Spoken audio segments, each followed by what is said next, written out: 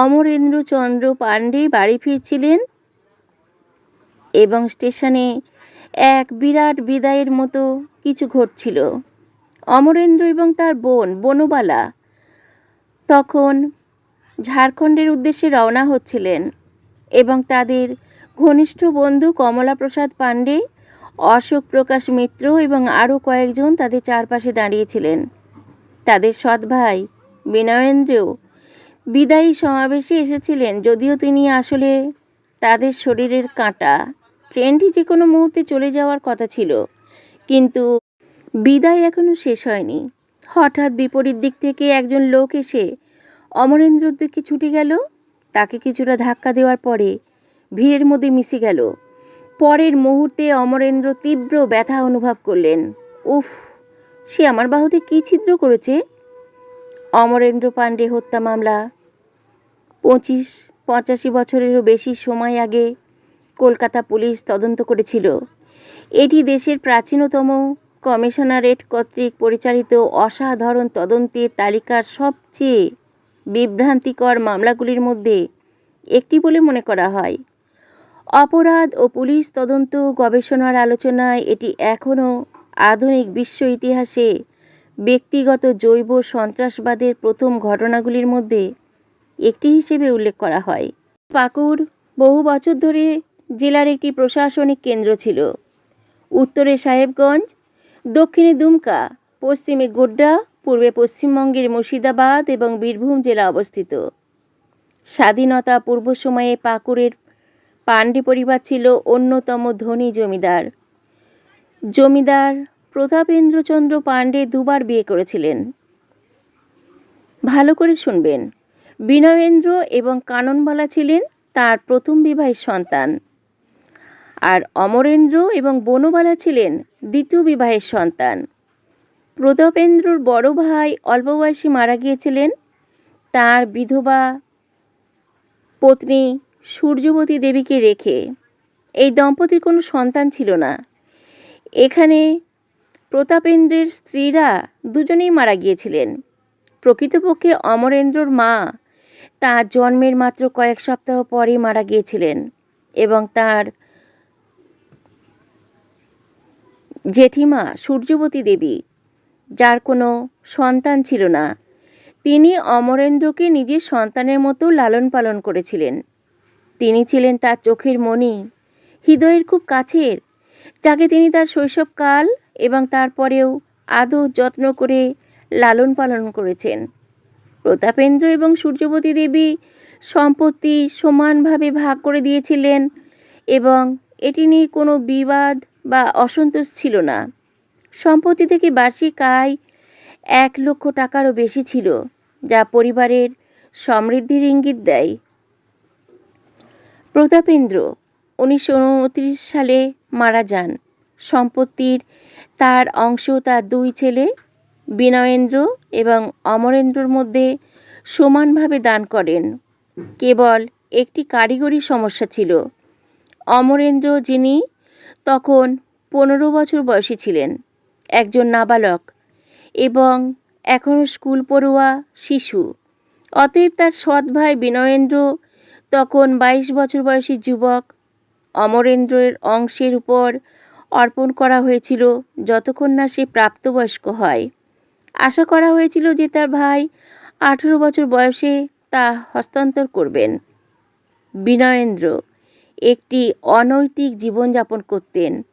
মদ্যপান, মহিলাদের প্রতি অত্যধিক অনুরাগী, এই দুটোই ছিল তার জীবনের চালিকা শক্তি। তিনি প্রায়শই 2 জন অখ্যাত মহিলার সঙ্গে দেখা যেতেন, বালিকাবালা এবং চঞ্চলা। মাঝে মাঝে তিনি চলচ্চিত্র জগতে জাঁক জমক গ্ল্যামারের আকর্ষণে সুদূর মুম্বাই, তৎকালীন বম্বে ভ্রমণ করতেন। স্বাভাবিকভাবেই তিনি শাসন, সংযম বা নিয়ন্ত্রণের প্রতি ঘৃণা করতেন। কিশোর বয়স থেকেই তিনি এমনই ছিলেন। অমরেন্দ্র ছিলেন অন্য প্রান্তের ভদ্রলোক, উচ্চনীতি, নৈতিক মানদণ্ডের ধারক, উচ্চশিক্ষা গ্রহণে আগ্রহী, নিয়মিত ফিটনেসের প্রতি ঝোঁক। এই গুণগুলো স্বাভাবিকভাবেই তাকে পাকুড়ের মানুষের কাছে জনপ্রিয় করে তুলেছিল, যারা সকলেই তাদের ছোটবাবুকে খুব ভালোবাসত। স্কুল পাশ করার পর অমরেন্দ্র পাটনা কলেজে যোগদান করেন। বিনয়েন্দ্র অপ্রত্যাশিতভাবে নয়, প্রায়শই ভাইয়ের ফি এবং অন্যান্য খরচের জন্য টাকা পাঠাতেন। 1932 সালে যখন তিনি কলেজে চতুর্থ বর্ষে ছিলেন, অমরেন্দ্রর বয়স 18 বছর। কিশোর বয়সে পরিণত ছিলেন এবং তার ভাইয়ের স্বভাব জেনে সম্পত্তি তার অংশের অধিকার দাবি করতে দেরি করা বুদ্ধিমানের কাজ হবে বলে মনে করেননি। সেই অনুযায়ী তিনি বিনয়েন্দ্রকে একটি চিঠি লিখেছিলেন। সূর্যবতী দেবীও তাকে এটি করার পরামর্শ দিয়েছিলেন। তিনি পাকুড় থেকে প্রায় 150 কিলোমিটার দূরে দেওঘরে থাকতেন। অমরেন্দ্রর সাথে তার নিয়মিত যোগাযোগ ছিল। বিনয়েন্দ্রের এই দুষ্টুমি সম্পর্কে সম্পূর্ণ অবগত। তিনি ছোট ভাইকে অবিলম্বে তার অংশ দাবি করার পরামর্শ দিয়েছিলেন। তাই বিনয়েন্দ্র স্বাভাবিকভাবেই তার সৎ ভাইয়ের কাছে সম্পত্তির একটা বড় অংশ হারাতে চায়নি। এর ফলে তার কাছে খরচ করার জন্য কম টাকা থাকত, কিন্তু আইন তার পক্ষে ছিল না, কারণ তার বাবার ইচ্ছা ছিল দৃঢ় এবং অনিচ্ছা সত্ত্বেও ভাইয়ের অংশের সমপরিমাণ অংশ তার ভাইকে হস্তান্তর করতে হয়েছিল। এই পুরো পর্বটি ছিল তুমুল কথোপকথন, অপ্রীতিকর চিঠির আদান প্রদান, দুই ভাইয়ের মধ্যে তিক্ততায় ভরা। সেই বছর দুর্গাপুজোর সময় অমরেন্দ্র দেওঘরে সূর্যবতীর সাথে দেখা করতে যান। তাদের অবাক করে দিয়ে বিনয়েন্দ্র কয়েকদিন পর সেখানে যায়, প্রায় যেন তিনি অমরেন্দ্রর পিছনে পিছনে যাচ্ছেন। দুই ভাইয়ের মধ্যে অস্বস্তিকর পরিস্থিতি বিনয়েন্দ্রকে নিজের জন্য অস্থায়ী বাসস্থান ভাড়া করতে বাধ্য করে। এক সন্ধ্যায় বিনয়েন্দ্র সেখানে গিয়ে তাদের দুজনকে একটু হাঁটতে যাওয়ার প্রস্তাব দেয়। বাবু, চলো একটু হাঁটতে যাই। তিনি তার ভাইকে বাবু বলে ডাকতেন। বাবু ছিল অমরেন্দ্রর প্রিয় নাম। সমস্ত তিক্ততা বিরক্তি সত্ত্বেও তিনি দাদার সঙ্গে হাঁটতে যেতে রাজি হয়েছিলেন। সন্ধ্যায় দুজনে বাইরে হাঁটছিলেন। অমরেন্দ্র বিনয়েন্দ্রের সাথে ঘুরে বেড়ালেও তার মনের মধ্যে একটা আশঙ্কা ছিল। হঠাৎ তাকে সম্পূর্ণ অবাক করে দিয়ে দাদা বিনয়েন্দ্র পকেট থেকে একটা চশমা বের করে এবং বলে, দেখো, আমি কলকাতা থেকে তোমার জন্য কী এনেছি। তার হাতে একজোড়া পিনসেন চশমা ছিল। তিনি অমরেন্দ্রকে চশমা পরতে জোর করেছিলেন। অমরেন্দ্র চশমাটি পরতে চাইছিল না। তখনকার দিনে এই সমস্ত শখ ছিল আড়ম্বরপূর্ণ, বিলাসবহুল। অমরেন্দ্রর হালকা আপত্তি সত্ত্বেও বিনয়েন্দ্র তার ইচ্ছাতেই চলছিল। সে জোর করল ভাইকে চশমাটা পরার জন্য এবং প্রায় জোর করেই তার নাকে চশমাটা আটকে দিল। হালকা প্রতিরোধ করলেও অমরেন্দ্র চশমাটা অমরেন্দ্রর নাকে দেওয়াতেই নাকে সামান্য ব্যথা অনুভব করল এবং সে এতটাই হতবাক হয়েছিল যে তাৎক্ষণিকভাবে প্রতিক্রিয়া জানাতে পারেনি, কারণ চশমাটা তার নাককে কিছুটা কেটে ফেলেছে। তখন বিনয়েন্দ্র কি প্রয়োজনের চেয়ে একটু বেশি চাপ দিয়েছিলেন? অমরেন্দ্র নিশ্চিত ছিলেন না। তিনি তার বন্ধুদের এবং সূর্যবতীকে এই বিষয়টা গোপনে বলেছিলেন, কিন্তু সেই চশমা জোর করে নাকে আটকে দেওয়াতে নাকে যে আঘাতের সৃষ্টি হলো, আঘাত ছিল অতি সামান্য, ক্ষুদ্র, তবুও সর্বোপরি এটি ছিল একটা ছোট্ট আঘাত নয়।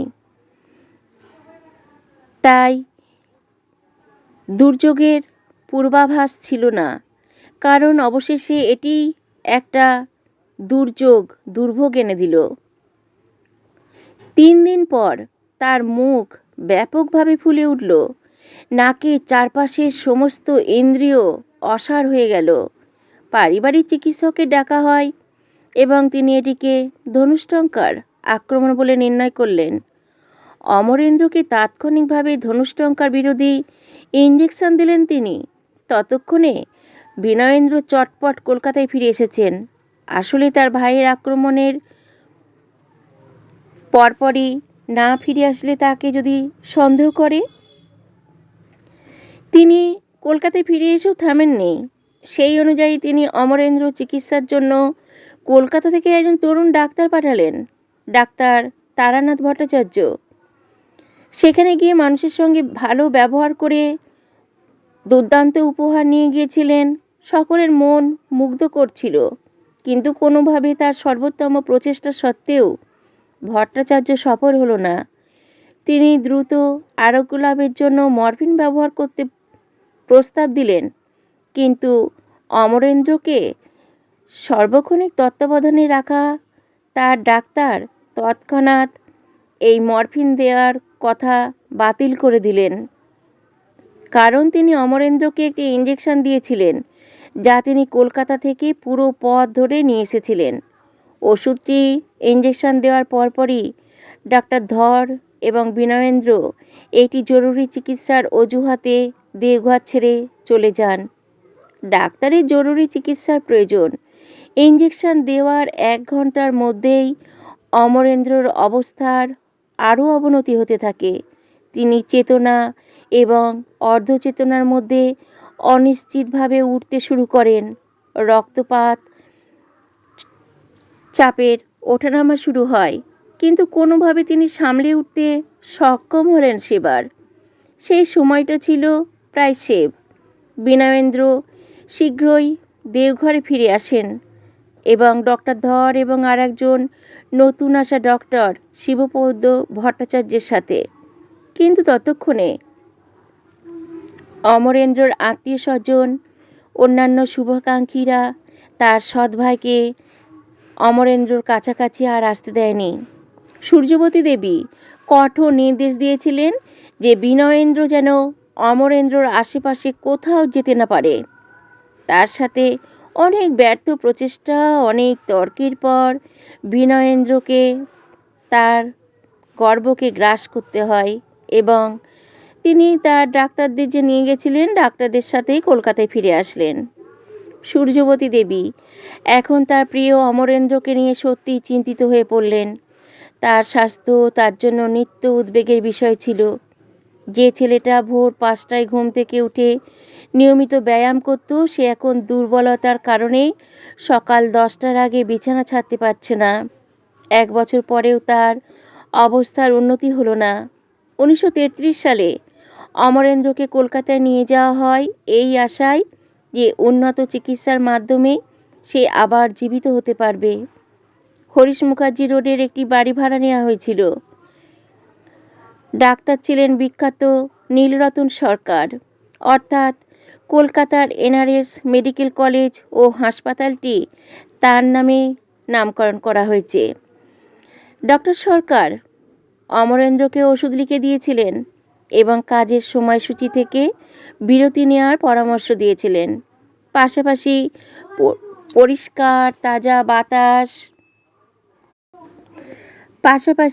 পরিষ্কার তাজা বাতাস, পর্যাপ্ত বিশ্রামের জন্য শহরের বাইরে ভ্রমণ করেছিলেন। এই পরামর্শ অনুসরণ করে অমরেন্দ্র পার্শ্ববর্তী ওড়িশার ভুবনেশ্বরে ছুটিতে যান, কিন্তু খুব বেশি উন্নতি হলো না। একই ক্লান্তিতে তিনি দিনের বেশিরভাগ সময় বিছানায় থাকতেন, মাঝে মাঝে মাথা ঘোরাতেন, ক্ষুধা কম লাগত। একসময় বইয়ের সাহচর্য উপভোগ করতেন। এমন একজন ক্ষুধার্ত পাঠক। এখন তিনি শহরের খুনের খবরে খুব বেশি পড়তেন না। তার বন্ধুরা তার জন্য অফুরন্ত বই নিয়ে আসত, কিন্তু এই অমরেন্দ্র কয়েক পৃষ্ঠা ছিঁড়ে ফেলতেন, তারপর সেগুলি একপাশে রেখে দিতেন। কয়েক মাস পর তিনি পাকুড়ে ফিরে আসেন এবং দুর্বল স্বাস্থ্যের অধিকারী হয়েও কাজে ফিরে আসেন। যখন প্রাণবন্ত একজন দুর্বল অমরেন্দ্র অসুস্থতা থাকলেও বিনয়েন্দ্রর পরিশ্রম ঠিক সফল হলো না। তাই তিনি চূড়ান্ত আঘাতটি কীভাবে পুনরায় করবেন তার জন্য পরিকল্পনা করছিলেন। 18 নভেম্বর 1933 অমরেন্দ্র একটি টেলিগ্রাম পান সূর্যবতী দেবী, যেখানে লেখা ছিল, সম্পত্তি শুল্ক সম্পর্কিত আইনি বিষয় কলকাতায় ছুটে যাও।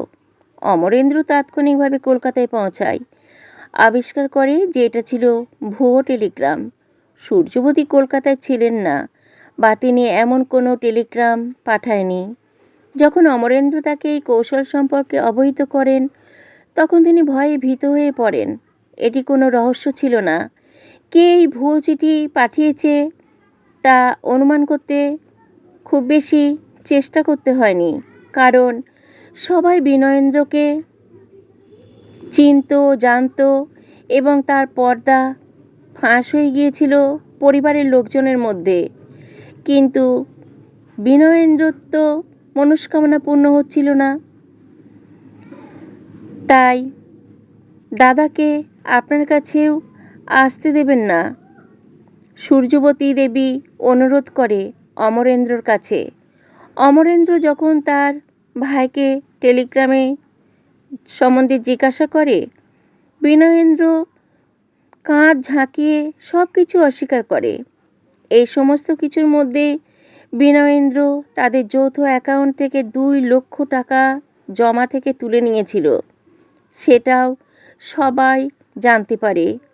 এটি কোনো ছোট পরিমাণ ছিল না, এবং অমরেন্দ্র যখন তাদের পারিবারিক আইনজীবীর কাছ থেকে এটি তখন ভাইদের মধ্যে তীব্র ঝগড়া হয়।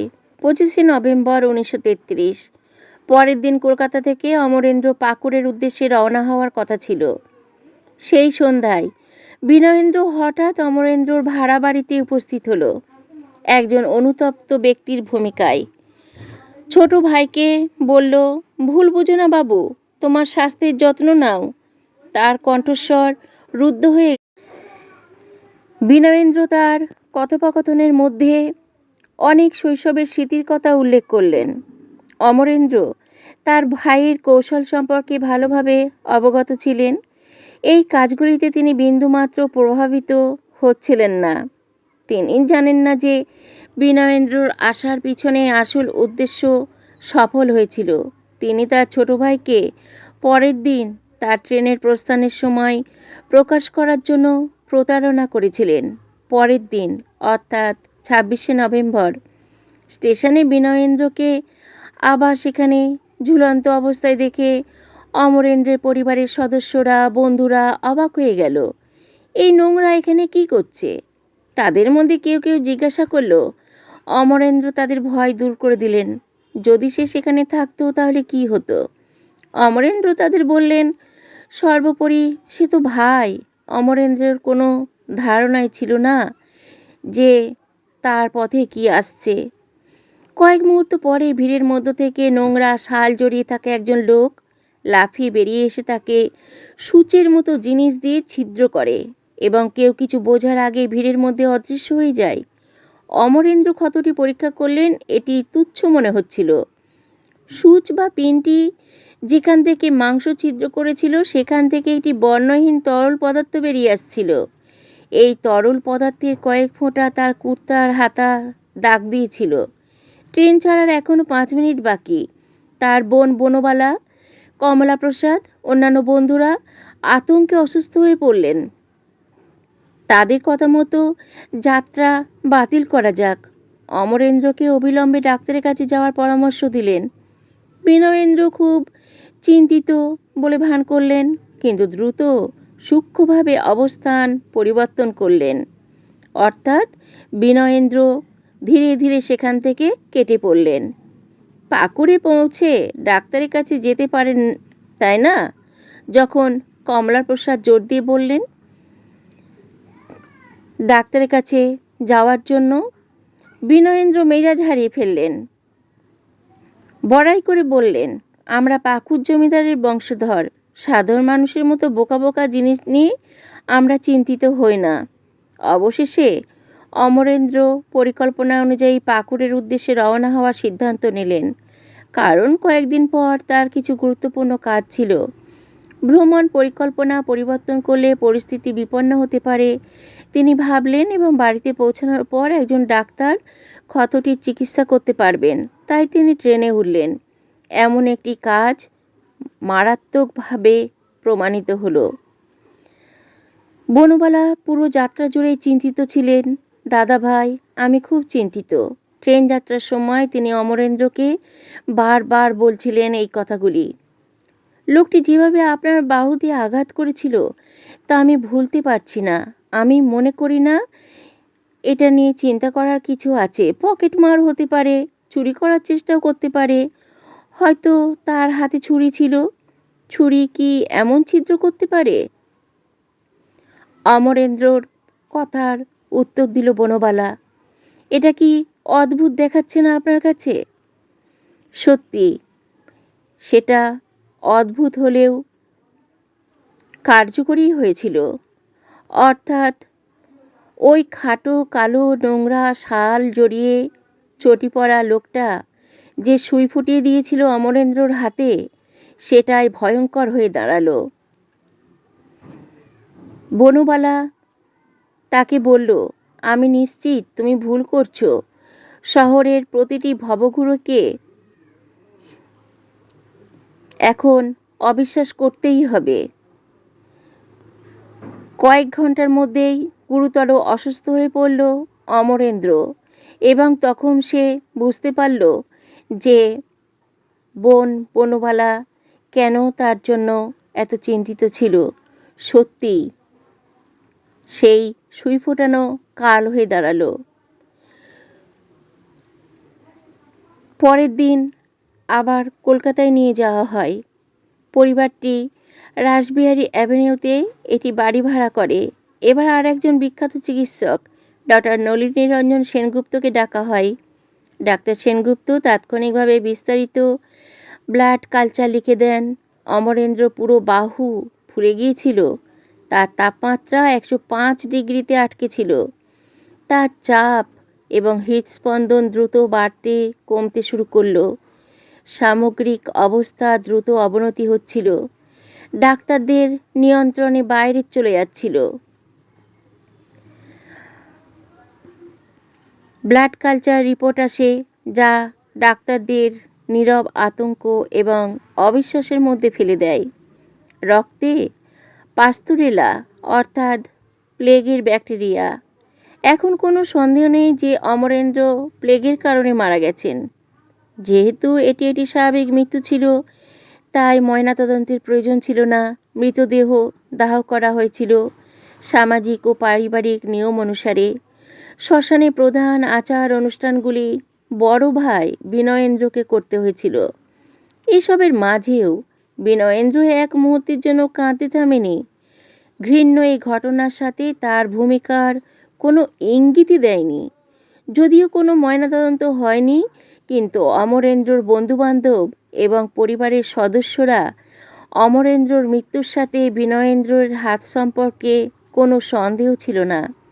তারা এটিকে হত্যা হিসেবে বিবেচনা করেছিল। কিন্তু প্রমাণ কোথায়? সন্দেহ যতই শক্তিশালী বিশ্বাসযোগ্য হোক না কেন, প্রমাণের অভাবে কাউকে শাস্তি দেওয়া অযৌক্তিক ছিল। অস্বাভাবিক মৃত্যুর ফলে অন্যত্র মারাত্মক প্রভাব পড়েছিল। এটি কলকাতার কিছু বিখ্যাত ডাক্তারকে ভাবতে বাধ্য করেছিল যে কিভাবে একজন সুস্থ যুবক নিয়মিত ফিটনেসের অভ্যাসে অভ্যস্ত হঠাৎ প্লেগ রোগে মারা যেতে পারে, তাও তার সিমটম এইরকম। আত্মীয় স্বজনের সাথে যোগাযোগ করে রেলওয়ে স্টেশনে পিন প্রিকিং ঘটনাসহ প্রাসঙ্গিক নোট গ্রহণ করে।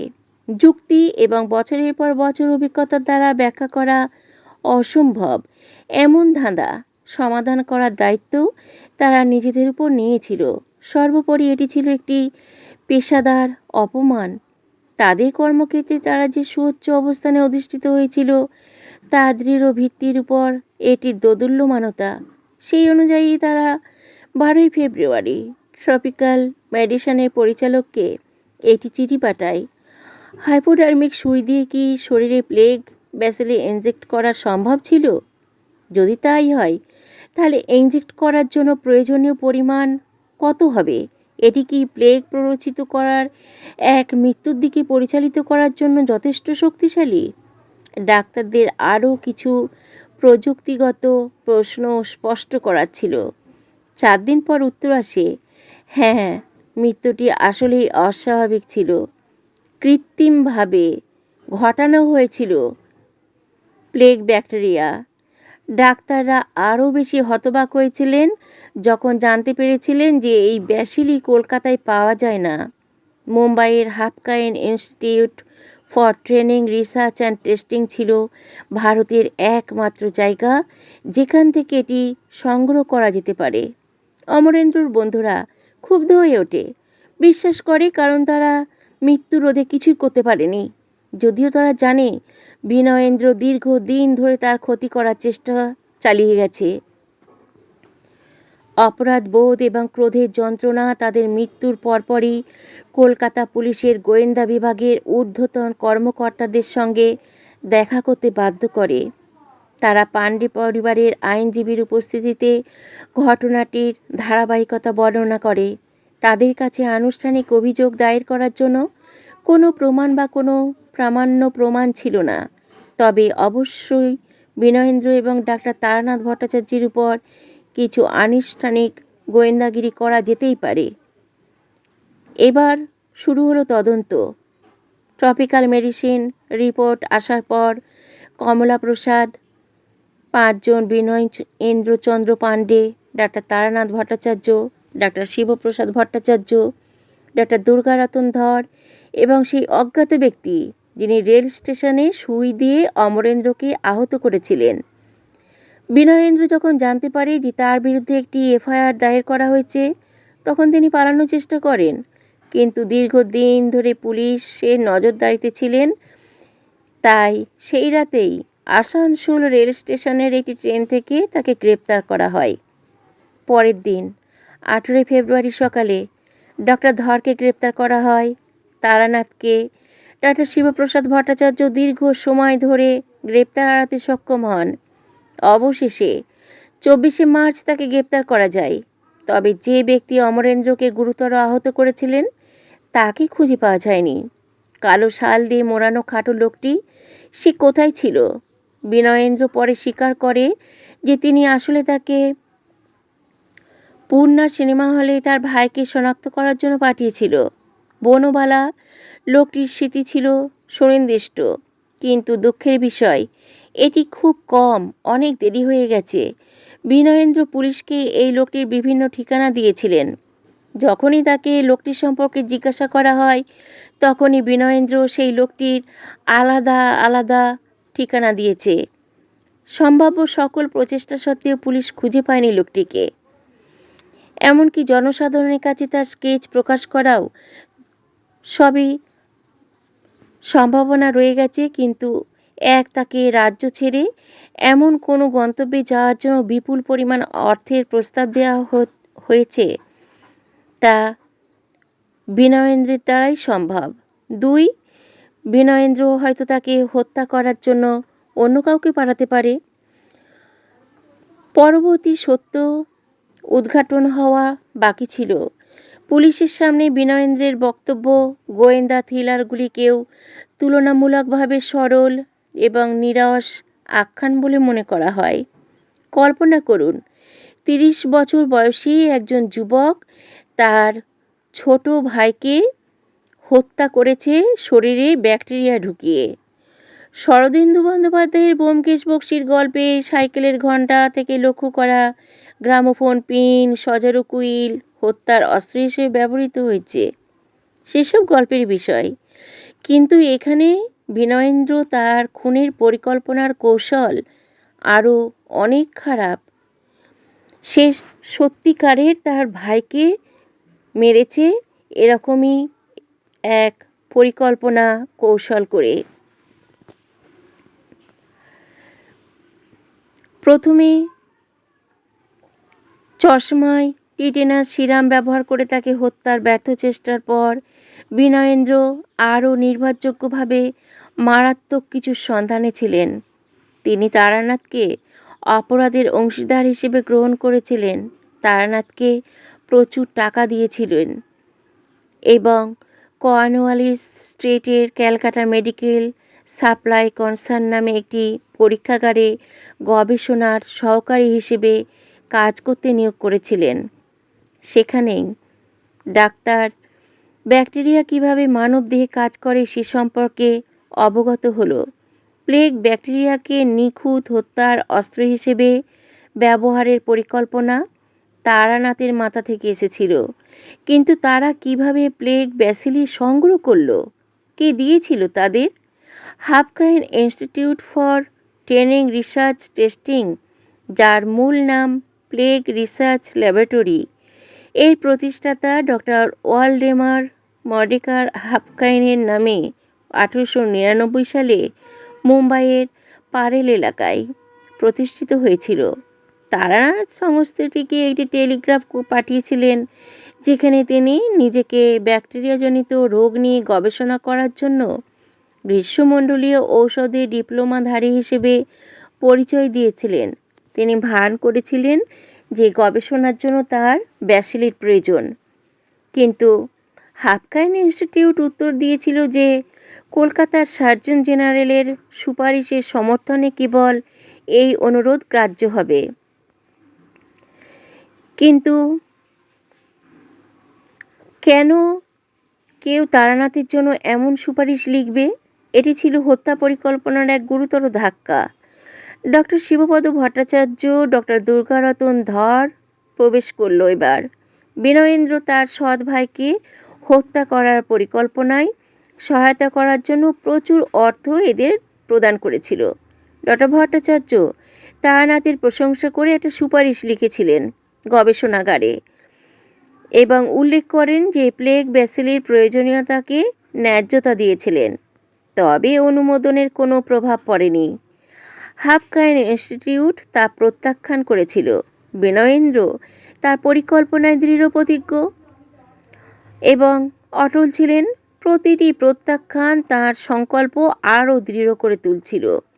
সম্ভবত তিনি এই প্লেগ ব্যাসিলি পরিকল্পনার জন্য আগ্রহী হয়ে উঠলেন। তিনি তার ভাইকে হত্যা করার জন্য অন্য কোনো উপায় পরিকল্পনা করার পরিবর্তে একই ইনস্টিটিউট থেকে ইনজেকশন সংগ্রহের জন্য আরও অন্যান্য কৌশলগত উপায় অনুসন্ধান করে চললেন। তিনি বেশ কয়েকবার মুম্বাই ভ্রমণ করলেন। হাফকাইন ইনস্টিটিউট থেকে 2জন ডাক্তারকে নিয়োগ করলেন। কয়েকদিন ধরে তিনি তাদের উপর প্রচুর অর্থ ব্যয় করলেন। অত্যন্ত ব্যয়বহুল হোটেলে সিভিউতে তাদের বিনোদনের ব্যবস্থা করেছিলেন। ডাক্তাররা অর্থের দ্বারা দুর্বল হয়ে পড়ল। কোনো সরকারি রেকর্ড প্রমাণ ছাড়াই 1933 সালের 7ই জুলাই ইনস্টিটিউট থেকে জীবন্ত প্লেগ কালচারের একটি শিশি চুপি চুপি বের করে 4 জনের হাতে তুলে দেওয়া হয়। মুম্বাইয়ের এই জুটি তারানাথকে বম্বে প্লেগ হাসপাতালে একজন ব্যাকটেরিওলজিস্ট হিসেবে পরিচয় করিয়ে দেয়, যেখানে তিনি নমুনাটি ব্যবহার করে সাদা ইঁদুরের উপর পরীক্ষা চালায়, যতক্ষণ না তিনি এই কার্যকারিতা সম্পর্কে নিশ্চিন্ত হন। এভাবেই ব্যাসিলি সংগ্রহ করা হয়েছিল। অবশেষে 20 বছর বয়সী অমরেন্দ্রকে হত্যা করার জন্য ইনজেকশন দেওয়া হয়েছিল।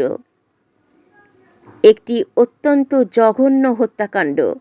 স্বাধীনতা পূর্ব ভারতেই নয়, সবচেয়ে বিরল হত্যাকাণ্ড। এই ধরনের পরিকল্পনা এখনও অস্বাভাবিক বলে বিবেচিত হবে। বিচারক তার রায়ে তদন্ত পরিচালনায় কলকাতা পুলিশের দুর্দান্ত পারফরমেন্সের প্রশংসা করেছেন। শহরের হত্যাকাণ্ডের সময় সাব ইন্সপেক্টর শরৎচন্দ্র মিত্র তদন্তকারী কর্মকর্তা ছিলেন। মামলাটি গ্রহণ করা হয়। অবশেষে ইন্সপেক্টর ML রহমান তদন্ত চালিয়ে যান। যেহেতু অমরেন্দ্রর বাহুতে সুই ঢুকিয়ে দেওয়া ব্যক্তিকে খুঁজে বের করা অসম্ভব ছিল, তাই জোরালো যুক্তি, পরিস্থিতি, প্রমাণ সংগ্রহ করে উদ্দেশ্য প্রমাণ করা অপরিহার্য ছিল। তবে আদালতের সামনে ঘটনার ক্রমশ স্পষ্ট হয়ে উঠত এবং অভিযুক্তদের শাস্তি নিশ্চিত করা যেত তবেই। কিন্তু এটা বলা যতটা সহজ ততটা সহজ ছিল না। কেবল একজন তদন্তকারী কর্মকর্তাই জানেন এভাবে মামলা উপস্থাপন করা কতটা কঠিন। যদিও উদ্দেশ্য প্রমাণ করা সহজ ছিল, এটা স্পষ্ট ছিল যে অমরেন্দ্রর মৃত্যু সরাসরি বিনয়েন্দ্রের উপকারে আসবে। পরিস্থিতিগত প্রমাণ সংগ্রহ করা ছিল কঠিন অংশ। তদন্তকারীদের নিশ্চিত করতে হয়েছিল যে এটি শক্তিশালী এবং নির্ভুল। বিনয়েন্দ্রের মুম্বাই ভ্রমণের নথি, তার হোটেলের বিল, হোটেল রেজিস্টার্ড, তার হাতের লেখা হাফকিন ইনস্টিটিউটে তার ভ্রমণের প্রমাণ, ইনস্টিটিউটে তারানাথের টেলিগ্রাম, তাদের প্রতি ডক্টর ভট্টাচার্যের সুপারিশ, সাদা ইঁদুরগুলি সেখান থেকে কেনা হয়েছিল, সেই দোকানটি খুঁজে বের করা, এই দোকানের মালিকের বক্তব্য রেকর্ড করা ইত্যাদি। এই সমস্ত প্রমাণ তারা পেয়েছিল, সংগ্রহ করেছিল। মুম্বাই পুলিশ কমিশনার সর্বাত্মক সাহায্য ও সমর্থন প্রদান করতেন এবং প্রায়শই কলকাতার পুলিশ কমিশনারের সাথে মামলার অগ্রগতি নিয়ে আলোচনা করতেন। অপ্রত্যাশিতভাবে বিনয়েন্দ্র আদালতে লড়াই করার জন্য প্রচুর অর্থ খরচ করলেন, কিন্তু তাতে কোনো লাভ হয়নি। নিম্ন আদালত বিনয়েন্দ্র এবং তারানাথকে ফাঁসির আদেশ দেয়। ডক্টর ধর এবং ডক্টর ভট্টাচার্য খালাস পান।